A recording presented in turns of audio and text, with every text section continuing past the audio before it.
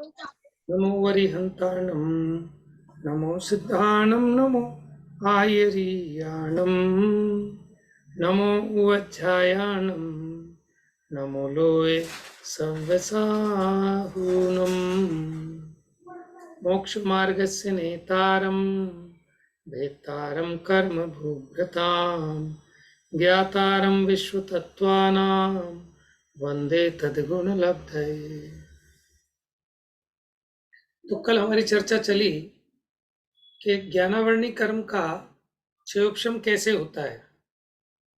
उसमें 3 रूप कर्म की अवस्था, जिसमें वर्तमान कालीन सर्वघाती स्पर्धकों का उदयाभावी क्षय, भविष्य में उदय में आने वाले उन्हीं सर्वघाती स्पर्धकों का सदवस्था रूप उपशम और वर्तमान कालीन देशघाती स्पर्धकों का उदय, ऐसे कर्म की 3 रूप अवस्था को क्षयोक्षम कहते हैं। और इसके निमित्त से होने वाले जीव के भाव को क्षयोक्षमिक भाव कहते हैं। तो इसमें क्या होता है क्षयोक्षम में कि थोड़ा तो वो स्वभाव का अंश प्रकट रहता है और कुछ ढका रहता है। क्षयोक्षम उन्हीं में हो सकता है, देशघाती प्रकृतियों में ही क्षयोक्षम हो सकता है, सर्वघाती प्रकृतियों में क्षयोक्षम नहीं हो सकता, क्योंकि सर्वघाती प्रकृतियों में सर्वघाती स्पर्धक ही होते हैं, देशघाती स्पर्धक नहीं होते। जबकि देशघाती प्रकृतियों में दोनों प्रकार के स्पर्धक होते हैं। अब आगे पढ़ते हैं।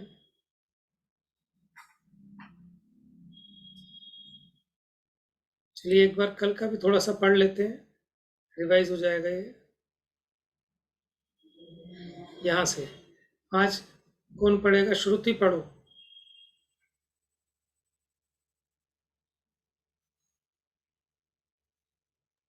घाती कर्मों के स्पर्धक 2 प्रकार के हैं, सर्वघाती और देशघाती। इनमें से क्षयोक्षम मात्र देशघाती प्रकृतियों में होता है, क्योंकि उनमें दोनों प्रकार के स्पर्धक होते हैं। सर्वघाती में देशघाती रूप स्पर्धक नहीं होने से उसमें क्षयोक्षम नहीं बनता है। इन देशघाती प्रकृतियों के वर्तमान कालीन सर्वघाती स्पर्धकों का उदयभावी क्षय, आगामी उन्हीं स्पर्धकों का सदवस्था रूप श्रम और देशघाती स्पर्धकों का उदय, ये 3 दशाएं एक साथ एक ही समय में होना क्षयोक्षम है। उसी समय होने वाला जीव का तत्संबंधी ज्ञान क्षयोक्षमिक ज्ञान कहलाता है। उसमें क्षयोक्षम ही है प्रयोजन, जिसका वह क्षयोक्षमिक ज्ञान है।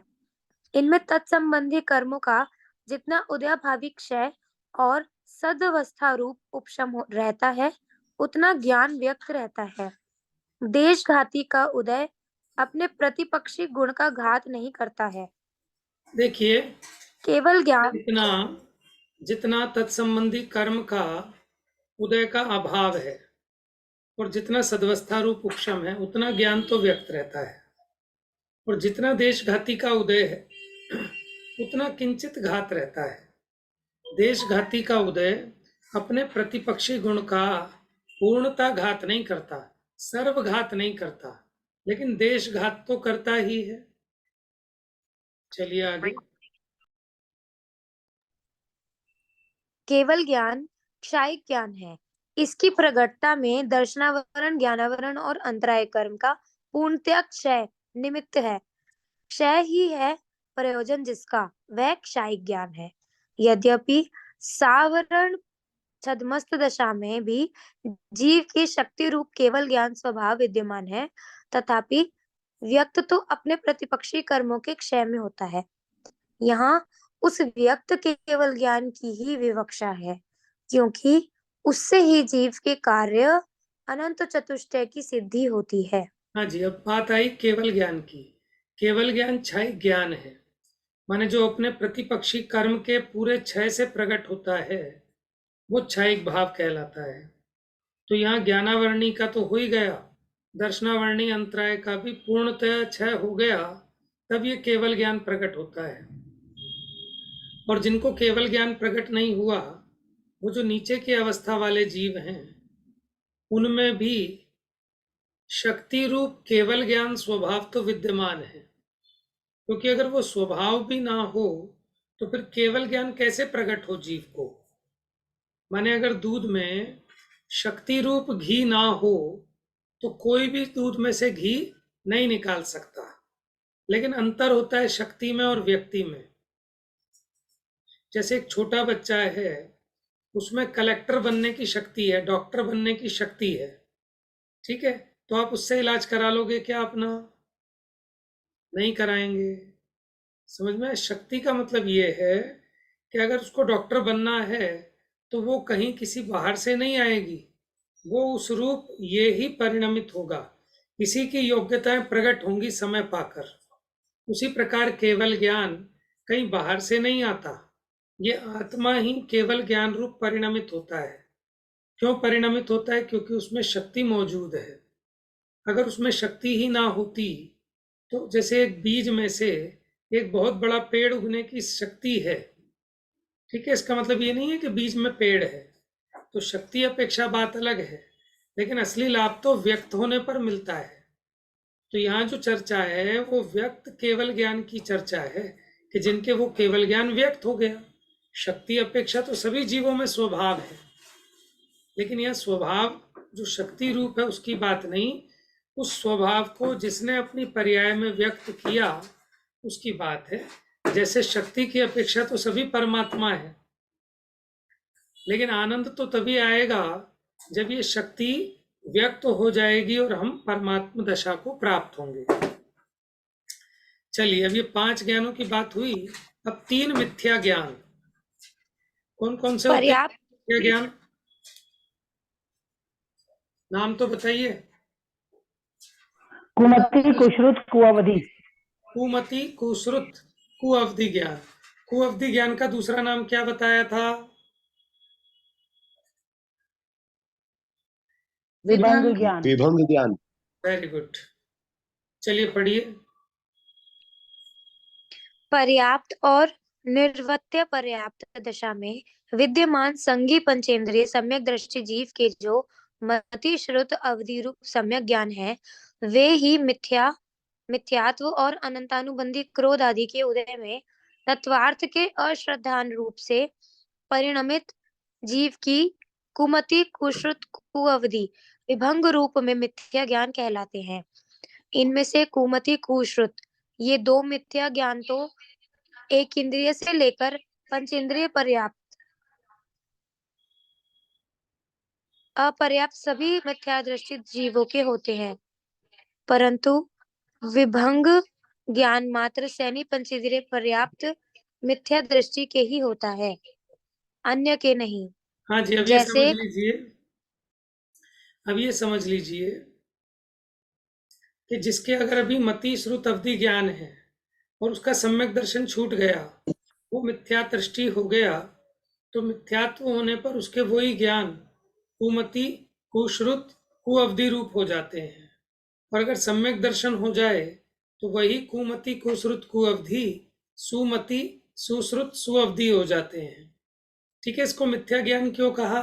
कि मिथ्यात्व के साथ होने से इनको मिथ्या ज्ञान कहते हैं, और अगर यही सम्यक्त्व के साथ हो तो इनको सम्यक ज्ञान कहते हैं। अब ये जो कुमति और कुश्रुत है, ये एक इंद्रिय से लेकर सैनी पंचेंद्रिय तक सबके पाया जा सकता है, लेकिन जो कुअवधि ज्ञान है वो बिना मन वाले को नहीं पाया जा सकता। कुअवधि ज्ञान सैनी पंचेंद्रिय पर्याप्त मिथ्या दृष्टि के ही होता है। आगे पढ़िए। जैसे दुग्ध मीठा होने पर भी कड़वी तुमड़ी के संपर्क से कड़वा हो जाता है, उसी प्रकार मिथ्यात्व के कारण ज्ञान कुमति आदि मिथ्या ज्ञान रूप परिणमित हो जाता है। अब इनका कुछ विशेष बताते हैं। हाँ जी, कुमति ज्ञान अब ये कुमति कुश्रुत कुअवधि के बारे में स्पष्ट करेंगे। जैसे दूध तो मीठा हो, लेकिन आप अगर उसे तांबे के बर्तन में पका लें, ठीक है ना, कोई ऐसा कड़वा बर्तन हो, तुमड़ी क्या होती है? कड़वी तुमड़ी। दूध मीठा होने पर भी कड़वी तुमड़ी के संपर्क से, मेरे ख्याल से तो आप तोरी तोरी तोरी। दूध में तो कोई तोरी नहीं डालता। दूध उछालने का बर्तन होता है, दूध उछालने का बर्तन हलवाइयों के पास होता है। हाँ, ये भी ना बात। तुम भी जो बोलते दूध हैं सो वाले तुम होते हैं उनका एक लोटा सा होता है, उसे बोलते तुम हैं भी तुमड़ी। बोलते हैं। हाँ। अगर वो कड़वा हो और उसमें मीठा दूध भी डाला जाए तो वो भी कड़वा हो जाएगा। हाँ, वो कड़वी तुमड़ी का आहार जो मुनिराज को दिया था, वहाँ तुमड़ी नहीं, कुछ और शब्द है। क्या इससे वो मिलता कड़वी जुलता तोरी थी। वो तुम भी होता है भैया, है? तुम भी। ता, तू आधा म और भी। तुमड़ी, अच्छा। तो वो भी घिया या तोरी कोई तुमड़ी थी है। जो वो कड़वी तोरी होती है। जहरीली थी। तुम भी तोरी को बोलते हैं, तुमड़ी जो आप पात्र बता रहे हो वो है। ठीक है। अब देखिए कुमति ज्ञान, ध्यान से समझिएगा और पहचानिएगा। हाँ, तेल, कपूर आदि वस्तुओं के परस्पर संयोग से उत्पन्न जीव को मारने की शक्ति संपन्न विष, जहर, सिंह, व्याघ्र आदि क्रूर प्राणियों को पकड़ने के लिए सूत की डोरी सहित लोह में जड़ाव, सांकल आदि से संयुक्त काष्ठ आदि से निर्मित यंत्र, मछली, कछुआ, मूसक, चूहा, घूस आदि जीवों को पकड़ने के लिए काष्ठ आदि वस्तुओं से बनाया गया कूट, तीतर, मैना, तोता, हिरण आदि जीवों को पकड़ने के लिए सूत की डोरी का बनाया गया जाल रूप पिंजरा, हाथी, घोड़ा, ऊंट, बैल आदि जीवों को पकड़ने के लिए बड़ी बड़ी रस्सियों में गांठ रूप रचनामयी बंध अथवा गाय, भैंस आदि के सींगों में सूत की गांठें बांधना, बंध इत्यादि जीवों को मारने, बांधने के कारण रूप कार्यों में अन्य के उपदेश बिना ही अपनी बुद्धि प्रवर्तित होना कुमति ज्ञान है। समझ गए आप? माने जीवों का शिकार करने के लिए, उनको पकड़ने के लिए किसी ने सिखाया नहीं, लेकिन इन बांधने आदि रूप कार्यों में अपनी बुद्धि का लगना, ये कुमति ज्ञान है। अथवा आगे पढ़िए।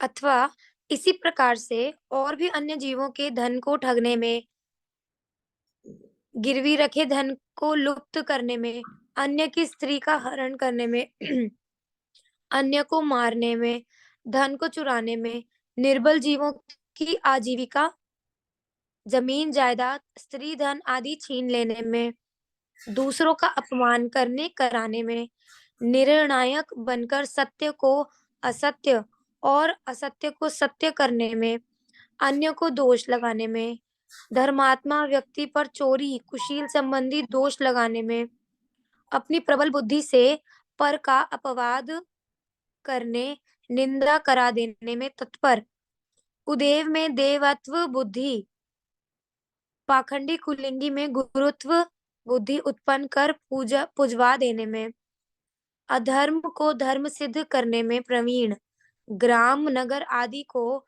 दग्ध करने में, दूसरों की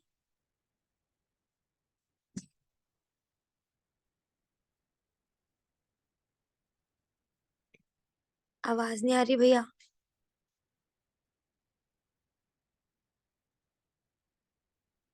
मेरी आवाज बंद हो गई क्या? भैया आपका म्यूट हो रहा है। जी, श्रुति की तो आ रही है आवाज। तो अन्य जीवों को ठगने में, लूटने में, उनको छलने में, दोष लगाने में, ठीक है ना, जो कुदेव है उसमें देवत्वपना प्रकट कराने में, इस प्रकार अपनी बुद्धि का दुरुपयोग करना, दूसरों की सेना का विध्वंस करने पड़ी, उसमें अग्नि लगा देने का उपाय बताने में, विष शस्त्र आदि से मार देने में, हिंसा, असत्य, चोरी, कुशील, परिग्रह इन 5 महापापों को बढ़ाने में, पृथ्वी, जल, अग्नि, वायु, वनस्पति, त्रस इन 6 काय के जीवों का घात करने में तत्पर, अनेक जीवों को राग उत्पन्न करने में कारणभूत सुंदर सुंदर वस्तुओं के निर्माण में प्रवीण इत्यादि अनेक क्रियाओं में अन्य के उपदेश दिए बिना, समझाए बताए बिना स्वयं बुद्धि की प्रवृत्ति कुमति ज्ञान है। यह सभी चतुराइयां, निपुणताएं सम्यक मति ज्ञान से विपरीत मिथ्या ज्ञान है। भैया ये सब तो बिल्कुल। पाप नहीं हुआ? हाँ, ये देखो, क्या कह रहे हैं? अनेक जीवों को राग उत्पन्न करने में कारणभूत सुंदर सुंदर वस्तुओं के निर्माण में प्रवीण, माने जितनी भी अपनी कलाएं हैं ना, कि बढ़िया खाना बना देना, बढ़िया कोई चित्रकारी कर लेना, बढ़िया कोई वो मूर्ति आदि बना लेना, कोई क्रिएटिव आइटम है ना, फैंसी क्या वो फैशन डिजाइनर, ये सब नए नए तरीके के जितने भी कलाएं हैं, ये सब क्या कह रहे हैं? सम्यक मति ज्ञान से विपरीत मिथ्या ज्ञान है। लेकिन आप ये स्थूल उपदेश समझना, वास्तव में तो अगर ये सब मिथ्यात्व सहित हैं, क्योंकि इनमें बहुत सारी चीजें ऐसी हैं कि जो सम्यक तो सहित जीव को भी हो सकती हैं। ठीक है ना? जो नए नए प्रकार की सुंदर सुंदर वस्तुओं का निर्माण, ये चतुराइयां, ये तो सम्यक दृष्टि के भी हो सकती है। भैया लेकिन मुझे समझ में नहीं आया ये, क्यों ये तो कुछ तो इसमें ऐसी बातें हैं जो पाप ही हैं। मतलब ये कुमति ज्ञान के तो पाप करता है इंसान, वो वाली पाप वाली बातें हैं, या कुछ ऐसी चीजें हैं जो नॉर्मल भी, जैसे आपने बताया ये फैशन डिजाइनिंग है, इसमें किसी का घात नहीं हो रहा, वो अपनी आजीविका के लिए कर रहे हैं, तो फिर ये गलत कैसे हुआ? और ये कुमति देखो, क्यों हुआ? फिर तो सारे ऐसा है, बिजनेसेस होने चाहिए। देखो सुनो सुनो, यही तो बता रहा हूँ ना, कि देखो हमें प्रकरण का अर्थ इस अपेक्षा समझना चाहिए। कहीं तो रूढ़ी से अर्थ किया जाता है, कहीं प्रयोजन की दृष्टि से अर्थ किया जाता है, कहीं प्रेरणा देने के लिए भी अर्थ किया जाता है। जैसे कुमति कुश्रुत ज्ञान अगर मिथ्या दृष्टि है, तो भले ही वो ये काम ना भी करे, तो भी हम उसके ज्ञान को कुमति कुश्रुत कहेंगे। और अगर कदाचित कोई सम्यक दृष्टि है और वो भी कोई चतुर कलाएं आदि के कार्य करता है, तो भी उसको सुमति ज्ञान कहेंगे। तो ये तो प्रयोजन की अपेक्षा किया गया अर्थ है। वास्तव में अगर कोई सम्यक दृष्टि भी हो और अपना समय आत्मा में, शास्त्र अध्ययन आदि में ना लगाकर, भले ही वो हिंसक ना हो, फिर भी लौकिक कार्यों में अपना समय खराब करे, तो उसको भी प्रेरणा देने के लिए कहते हैं कि ज्ञान का सदुपयोग तो तभी है कि ज्ञान ज्ञान में लगे। जिसका ज्ञान है ऐसे उस आत्मा को जाने पहचाने, उसी में अपनी बुद्धि लगाए, तो वो सुमति ज्ञान है। और अगर बाहर की चीज़ों में, जैसे घर सजाने में, बढ़िया पकवान बनाने में, इन सब चीज़ों में जो अपनी बुद्धि लगे, वो बुद्धि का दुरुपयोग है, वो कुमति ज्ञान है। बात समझ में आ रही है कुछ कुछ? कि हम सम्यक दृष्टि को भी, भले ही उसको जितना भी ज्ञान है वो सुमति ज्ञान है, लेकिन फिर भी अगर वो अपना उपयोग बाहर की चीज़ों में लगाता है, तो उसको भी ये समझाते हैं कि प्रयोजन की अपेक्षा तो ठीक है, तेरा ज्ञान सुमति ज्ञान है, लेकिन फिर भी तू अपने ज्ञान को पर द्रव्यों में, पर की कलाकारी में अगर खराब करता है, तो वो कुमति ही है, माने खोटी बुद्धि है, बुद्धि का दुरुपयोग है। इस अपेक्षा यहाँ कुमति ज्ञान का यहाँ निरूपण कर रहे हैं। वैसे तो सामान्य से आपको बता दिया कि मिथ्यात्व सहित जितना भी मति ज्ञान होगा वो कुमति ज्ञान होगा, लेकिन फिर भी हम और आप अब ये जानना चाहते हैं कि फिर भी ऐसी क्या चीजें हैं। तो आचार्य देव ने मोटे रूप से बता दिया कि भैया इस तरह की अगर आपकी बुद्धि मत लगाओ, चूहे पकड़ने के लिए कोई यंत्र मत बनाना, जीवों का शिकार कैसे हो, हाथी को कैसे फंसाया जाए, इसमें जो जीव की बुद्धि लगती है वो सारा का सारा बुद्धि का विपरीत प्रयोग है। ये तो पाप की मुख्यता से वर्णन कर दिया यहाँ कुमति ज्ञान का, कि मति ज्ञान का ऐसा दुरुपयोग कि जिससे तीव्र पाप का आश्रय बंद होता है, यहाँ उसे कुमति ज्ञान में गिना दिया। तो ऐसे आपको बहुत प्रकरण मिलेंगे कि कहीं उसका किसी अपेक्षा निरूपण है, कहीं किसी अपेक्षा निरूपण किया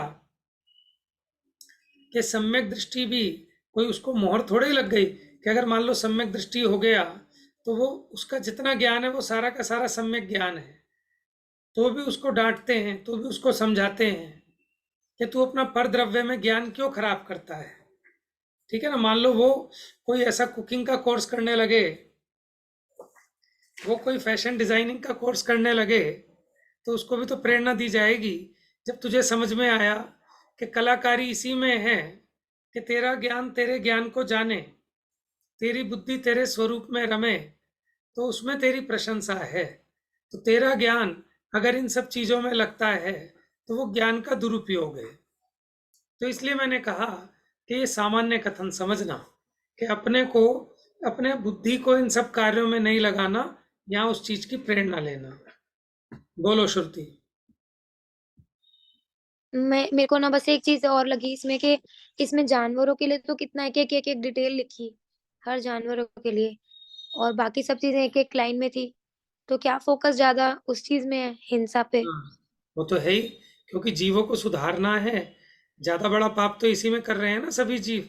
क्या तो मच्छर मारने का कोई बना लिया चीज, कपूर तेल मिलाकर कि साहब हम तो ओडोमॉस तो नहीं लगाते, हम गुड नाइट तो नहीं लगाते, हम तो कपूर की टिक्की लगा लेते हैं, हम उसमें नीम का तेल डाल के लगा लेते हैं।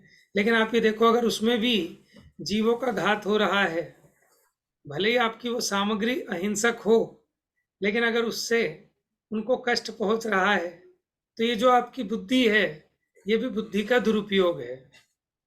समझ में आया?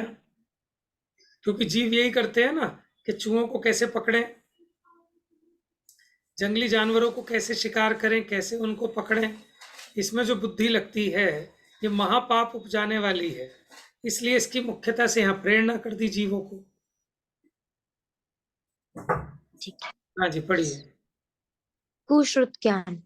उपर्युक्त बुद्धियां अन्य के उपदेश से उन कार्यों में प्रवृत्त होने पर कुश्रुत कहलाती हैं। तो क्या अंतर हुआ कि अपने आप से, बिना किसी के उपदेश से, जो अपने आप से इसकी बुद्धि हुई, उसको तो कह दिया कुमति। और यही चीज अगर किसी से सुनकर सीखी हमने, ठीक है ना, श्रुत का मतलब सुनना भी होता है, माने किसी के उपदेश से, तो तब वो कहलाएंगे कुश्रुत। यही क्रियाएं। पढ़िए। दूसरों के उपदेश क्वेश्चन पूछना भैया, एक क्वेश्चन पूछना था। पूछिए। जैसे ही हम अपने यहाँ पे कबूतर जाली वगैरह लगाते हैं, ताकि कबूतर ना आए हमारे अग्नि वगैरह में बुलाते हैं, हाँ तो उसमें भी भाई कबूतर कई बार टकरा जाते हैं, तो उसमें भी हमें पाप लगे। हाँ, जो अपने घर के बाहर जो नेट लगा देते हैं वही ना? आप कौन से जाल की बात कर रहे हो? भैया जो ये आजकल कबूतर जाली बाहर नहीं लगा लेते बालकनी वगैरह में? बड़ी खतरनाक है भाभी जी, हमने भी लगाई थी, फिर हमने फाड़ के फेंकी उसको। कबूतर फंस जाते हैं इसमें, इसमें कबूतर फंस जाते हैं। आवाज नहीं आ रही आपको? आपकी आवाज नहीं आ रही।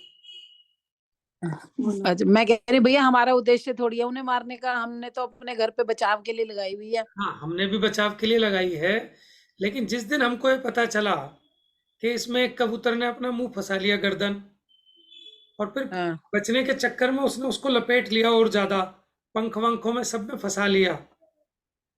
हाँ। फिर हमने कैंची से काटी भी, लेकिन वो मर गया बेचारा कबूतर। तो अब अच्छा। हमसे दोबारा नहीं लगाई जाएगी वो जाली, क्योंकि हमें समझ में आ गया, या तो उसकी जालियां इतनी छोटी हों कि जिसमें उसकी चोंच ना घुसे, ठीक है ना, कि देखो, हमने, हमारा उद्देश्य तो बचाने का है, लेकिन हमें पता है ना कि वो इतना ज्ञानी तो है नहीं कबूतर। वो तो आके बैठ जाते हैं, और आके बैठ गए, और उसने अपना मुंह फंसा दिया उस नेट में, और फिर जब हम उसे उड़ाना चाहते हैं, तो वो उड़ते तो है नहीं, उसको और लपेट लेते हैं अपने पंखों वंखों में, तो बहुत बुरे फंस जाते हैं, और फिर उनकी गर्दन वर्दन दबदबा जाती है उसमें। तो इसलिए हमें कोई निरापद उपाय ढूंढना चाहिए कि या तो हम इस तरह का जाल बनवाएं उसके लिए कि जिसके खाने इतने ज़्यादा छोटे हों कि जिसमें फंस ना पाए। माने अपनी तरफ से पूरी प्रिकॉशन ये लेनी चाहिए कि उसका घात ना हो। हमने बहुत कोशिश कर ली, लेकिन हमने समझ में आ गया कि वो फंस जाएगा, फंस ही जाते हैं, ठीक है ना। भैया अगर ना लगाओ तो वो फिर वो अंडे दे जाते हैं, फिर वो भी तो हटाने ही पड़ते हैं, उसमें तो और दोष है।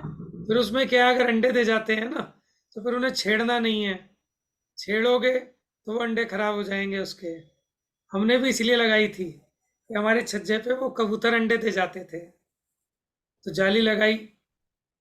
लेकिन जाली लगाने के बाद वो एक कबूतर उसमें लिपट गया, और छूटने के चक्कर में और ज्यादा लिपटता गया, तो फिर हमने सब फाड़ फूड़ के हटाई दी वो नेट। भैया जो आप जाली कह रहे हैं ना, आप जो जाली कह रहे हैं ना भैया, वो थोड़ी सी कपड़े वाली फ्लेक्सिबल टाइप जाली जो होती है, आप उसकी बात कर रहे हैं ना।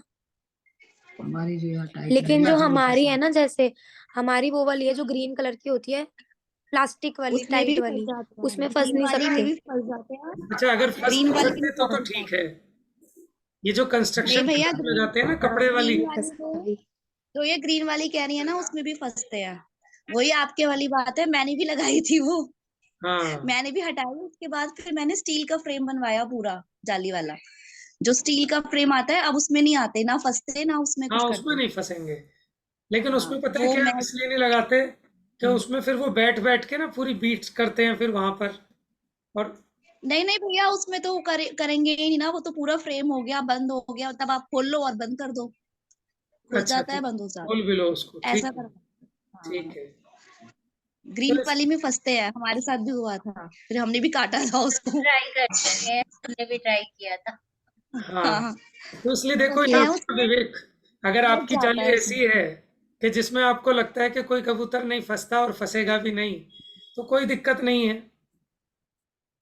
और अगर आपको लगता है कि थोड़ा सावधानी रखो, अगर लगता है कि फंस जाता है, तो फिर हटा देना चाहिए उसको, है ना। अब देखो घर गृहस्थी में यही तो आफत है कि बहुत सारे काम ऐसे होते हैं कि आपको साक्षात प्रत्यक्ष दिखाई देते हैं कि हिंसा हो रही है, आप झाड़ू लगाते हैं तो आप कितने भी सावधानी से लगाएं, फिर भी एक आध चींटी तो मरती जरूर होंगी उसमें, कितना भी देख कर लगाएं। और कितने सारे ऐसे सूक्ष्म चींटी जीव से होते भी हैं जो दिख नहीं रहे, चींटी से भी छोटे जीव होते हैं, वो दिखते भी नहीं है। वो नहीं दिखते। और देखो ना, घर में दीमक लग जाती है, अब दीमक लग जाएगी, उसे उतरवाओगे तो उतरवाने में भी बहुत हिंसा है ना। तो बुद्धिपूर्वक, भले ही थोड़ा नुकसान हो, महंगा काम कराना पड़े, लेकिन लकड़ी का काम कराने से बचना चाहिए। लकड़ी की जगह जो और अच्छे अल्टरनेट आ गए हैं आजकल, फाइबर के, स्टील के, है ना, बेड इत्यादि भी लकड़ी के बचने चाहिए, क्योंकि इतनी महाहिंसा होगी। भैया लकड़ी से तो बच जाओगे, दीवारों में भी तो लग जाती है दीमक। हाँ, दीवारों में भी लग जाती है। तो हमें उसका साधन ऐसे ही करना चाहिए कि अपने आप बुद्धिमानी से जो पाइप वाइप की फिटिंग कराते हैं वो अच्छी फिटिंग करानी चाहिए, लालच नहीं करना चाहिए, ठीक है। और अगर हमने पैस कंट्रोल करा लिया, मतलब अगर लगी गई है या कुछ भी है, तो हमें दोष तो लगेगा ही उसका, महाभयानक दोष है, क्योंकि है उससे ना। सारे जीव मरेंगे। भैया हमें उसका कैसे करना चाहिए, मतलब जैसे हमने कराते ही है नॉर्मली सब, और हाँ तो भैया फिर हम हमने भी उसका कराया था, हमारी क्या भी लग करें, गई थी, क्या प्रायश्चित करते कैसे थे। करें, उस पाप का हाँ, प्रायश्चित तो करना चाहिए ना। प्रायश्चित करना चाहिए। भावना, कोई ना कोई नियम लेना चाहिए, कोई रस आदि का त्याग करना चाहिए, और सावधानी रखनी चाहिए ऐसा क्या करें कि भविष्य में दीमक वीमक ना लगे और हमें ऐसे काम ना करने पड़े। तो पहले तो घर खरीदते समय थोड़ा सोचना चाहिए कि हमें ऐसा घर लेना चाहिए जहाँ प्रॉपर धूप और हवा आती हो। जहाँ अच्छी धूप और हवा आती है वहाँ चांसेस कुछ कम होते हैं, लेकिन यमुना पार में तो सभी के सीलन है, और सीलन की वजह से दीमक भी आती है। समझ में आया ना। लेकिन भैया हमने करवाया था एक बारी, मम्मी ने, मतलब मैं तो छोटी थी, मम्मी की तो तबीयत ही बहुत टाइम तक खराब हो गई थी, ये सोच सोच के ही कि हाँ, करवा दिया, फिर वो झाड़ी में आती थी और मम्मी की इतनी तबीयत खराब हो गई, इतनी तबीयत खराब हो गई कि वो, बहुत ही तबीयत खराब हो गई मम्मी की, और सीरियस वाली तबीयत खराब हो गई थी। फिर अब मम्मी अब नहीं करती बिल्कुल भी। तो अब यही है ना, अब ये तो देखो अपने विवेक से निर्णय लेना है। अब आपका घर, घर में दीमक लग जाती है, वो सही कह रही है, दीवारों में लग जाती है, अब क्या करोगे कि समझदार व्यक्ति ये पहले हमारे तो चीज दीवार में ही लगी थी, लकड़ी में नहीं लगी थी। हाँ, तो पहले जहाँ जो दिखती है वो सूखे कपड़े आदि से उसको झाड़ू वाड़ू से पहले हटाना चाहिए। जितना आप हटा सकते हैं उसको हटाना चाहिए, ताकि वो जीव कहीं, आप कहीं थैली वैली में इकट्ठे करके कहीं ऐसे स्थान पे डाल दो, वहां से हटा दो जितने हटा सकते हो, उसके बाद ही कोई उपचार करना चाहिए। भैया दीमक तो ऐसी है, वो हट ही नहीं सकती, मतलब जैसे हमारे घर में भी लगी थी वो, गेट की चौखटों में भी लग गई थी, और एक एक चीज में लग गई थी, सभी चीज में लग गई थी। अब उसमें यही है ना कि जितने आपको जीव ऊपर नजर आ रहे हैं वो तो हटाओ, और पूरा फर्नीचर ही निकाल के अलग करवा दो, बजाय उसमें तेल पूरा में ही करवाना डुबाने के, है। है ना। एक तो उपाय ये है कि उसमें हम वो पेस्ट कंट्रोल भर दें उस चौखट में जिसमें दीमक लग गई। तो देखो जिसमें कितना ही आप तेल भर लेना, वो बार बार लगेगी जिस चीज में एक बार लग गई। बिल्कुल। तो समझदारी तो ये है कि उसको निकाल के फेंक देना, उसमें धन का नुकसान नहीं है, लेकिन उसके निमित्त से जितना पाप करेंगे वो पता नहीं वो कहाँ कहाँ से कैसे कैसे निकलेगा, उसमें ज्यादा धन का नुकसान है। तो हिंसा से बचने अभी के बात लिए, पत्थर की और लोहे की बनवाई, फिर हाँ पूरी हमने हटवा के पत्थर की पत्थर की बनवाई अपने और यहाँ, लोहे की। हमने भी पत्थर की बनवाई इसीलिए कि भैया हम्म। लकड़ी की तो क्योंकि बहुत हिंसा है, लेकिन फिर भी कितना भी कुछ कराओ, कोई ना कोई चीजें तो हो ही जाती हैं, है ना। तो वहां आपका विवेक काम करेगा, कोई मैं नहीं बता पाऊंगा, कोई शास्त्र में नहीं लिखा। वहां आपको अपने आप अपनी बुद्धिमानी से निर्णय करना है कि कहाँ अधिक पाप है कहाँ कम पाप है। तो जितने कम पाप में हम बच सकते हैं, हमको वो काम करना चाहिए और फ्यूचर में ध्यान रखना चाहिए, है ना। कोशिश ये करनी चाहिए कि इवन बेड वेड भी अपने घर में लकड़ी का ना लाएं, और अगर लाओगे सही तो फिर वो 10,000 की जगह 80,000 रुपये का आएगा। क्यों? कि फिर वो लकड़ी ऐसी आती है कि जिसमें दीमक नहीं लगती आराम से। ऐसी एक दरवाजा 10,000 का लगेगा तो वो कम से कम 60-70 हजार रुपए का लगेगा। उसमें भी लग जाती है भैया, अच्छा, उसमें भी लग गई थी। हाँ, तो देखो, ऊपर वाले फ्लोर में पापा ने करवाया फिर भी, और उसमें भी लग गई है तो फिर यही है कि अब तो फाइबर आ गया, फाइबर में दरवाजे नहीं में। लगती। फाइबर के आ गए अच्छे दरवाजे, जो हमारे भीम गली मंदिर में लगे हैं ना ऊपर, जो और नए दरवाजे लगे थे, वो फाइबर के आए हैं, दिखने में लकड़ी जैसे लगते हैं लेकिन हैं फाइबर के, तो उसमें दीमक नहीं लगती। लेकिन अपने को समझ में आना चाहिए, देखो घर गृहस्थी में कितनी हिंसा है, कितना आरंभ है। ठीक है, अब जो पानी बहाते हैं, टंकी भर गई, टंकी ओवरफ्लो हो रही है, आपको टंकी साफ करानी है, लेटरिन में जो पानी फ्लश हो रहा है, कितना पानी बह रहा है, देखो कितनी मतलब हम हिंसा करते हैं। तो घर गृहस्थी की इस हिंसा को हम अपने विवेक से कम कर सकते हैं, और जितनी हिंसा होती है उसके प्रायश्चित रूप में ही, ठीक है, जिनेंद्र आदि की पूजन आदि ये सब कार्य करते हैं, तो कहते हैं गृहस्थ के पाप उसी से धुलते हैं। गृहस्थी में जो आरंभी हिंसा होती है, तो उन पापों का प्रक्षालन जिनेंद्र पूजन, देवशास गुरु की उपासना आदि से होता है। तो इसलिए मंदिर के दर्शन, जिनेंद्र पूजन, अपने पापों का प्रायश्चित ये जीव को करना चाहिए। बाकी अपना विवेक सबसे बड़ी चीज है। उस कंडीशन में हमें ही अपनी युक्ति से निर्णय लेना है कि हमको क्या करना है, कौन सा नफे का काम है, कौन सा नुकसान का काम है। ठीक है ना। तो ये तो झंझट है ही घर गृहस्थी में, लेकिन फिर भी जो सावधानी रखते हैं, देखो कोई एक दिन में नहीं लगती दीमक, धीरे धीरे लगनी चालू होती है। तो जब आपको लगे स्टार्टिंग है, उसी समय थोड़ी वहाँ सफाई वफाई करो, देखो कहाँ पानी मर रहा है, वहीं उसका उस समय थोड़ी मरम्मत करा दो, तो हम बड़ी हिंसा से बच सकते हैं। ठीक है, हिंसा में एक बहुत बड़ा कारण आलस और प्रमाद होता है। अगर हम डेली अपनी अच्छे से सफाई करते हैं तो मकड़ी के जाले भी नहीं लगेंगे, मकड़ियाँ भी नहीं होंगी। हम अगर रसोई वसोई में खाना खाते ही, ठीक है, तुरंत सफाई कर देते हैं, तो फिर वहाँ चींटियाँ उत्पन्न नहीं होंगी, जीव कीड़े मकोड़े उत्पन्न नहीं होंगे। लेकिन अगर हम आलस कर जाते हैं कि 4 घंटे बात करेंगे, काम वाली आएगी तब वो सफाई कर लेगी, इतने अनंत अनंत जीव उत्पन्न हो जाते हैं। तो जिसने प्रमाद को जीत लिया तो वो अहिंसा का पालन ठीक से कर सकता है, लेकिन जो प्रमादी है वो अहिंसा का पालन नहीं कर सकता। अब लोग पानी छानते क्यों नहीं है? प्रमाद के कारण। क्या नुकसान हो रहा है? मर्यादा के मसाले आटे क्यों नहीं पीसते? प्रमाद के कारण। जबकि अब तो हाथ से नहीं पीसने, सब चीजों के लिए मशीन है, मिक्सी है, लेकिन फिर भी नहीं करते। क्यों? आलस है। तो इसलिए प्रमाद ये सबसे बड़ी हिंसा का कारण है। चलिए साहब, पढ़िए आगे।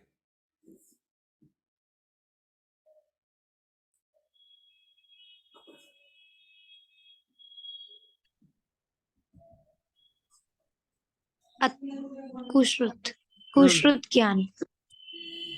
दूसरों के उपदेश आदि के बिना स्वयं ही अन्य को मारने बांधने में प्रवृत्त खोटी बुद्धि कुमति ज्ञान है, तथा दूसरे द्वारा समझाए बताए जाने पर दुष्ट अभिप्राय रूप विपरीत बुद्धि उत्पन्न होना कुश्रुत ज्ञान है। अथवा आभीता सभी ओर से भयभीत चोर आदि उनकी कथा जिसमें है वह आभीता है। असु रक्षा, असु प्राणी, इनकी जो चोर आदि से रक्षा करते हैं वह कोतवाल राजा आदि असुरक्षा हैं। उनकी कथा जिसमें है वह असुरक्षा नामक शास्त्र है। भारत कौरव पांडव के युद्ध आदि की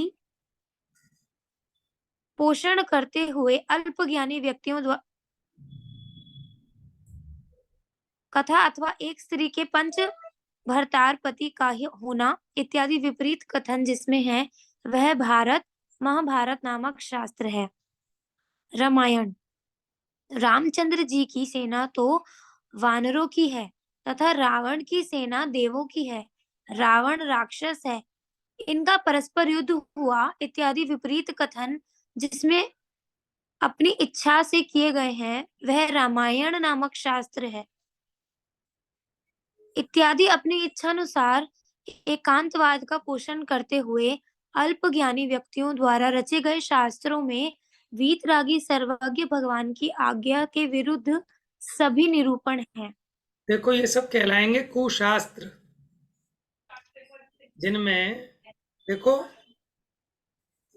रामचंद्र जी की सेना कोई वानरों की नहीं थी और युद्ध राम और रावण में नहीं हुआ था, लक्ष्मण और रावण में हुआ था। तो ये जितने भी विपरीत कथन वाले शास्त्र हैं ये सब कुशास्त्र हैं। तो इन कुशास्त्रों का पढ़ना पढ़ाना ये सब क्या कहलाएगा? कुश्रुत ज्ञान में आएगा।